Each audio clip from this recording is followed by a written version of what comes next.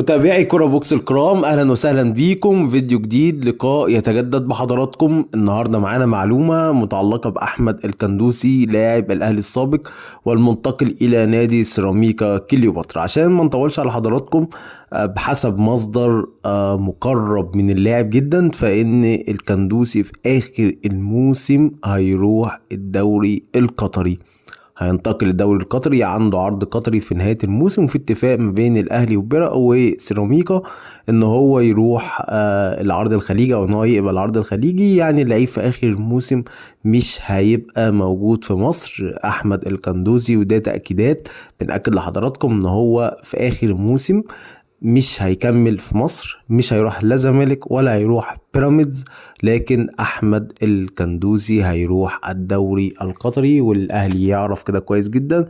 سيراميكا متفقه مع الاهلي على كده، واللعيب عارف ان هو رايح الخليج، فبالتالي مفيش كندوسي في زمالك او بيراميدز. القصه دي مغلقه تماما. اللعيب هيسيب الدوري المصري كله في نهايه الموسم، وهيروح دوري خليجي، والاقرب الدوري القطري، لانه عنده عرض جاد من الدوري القطري.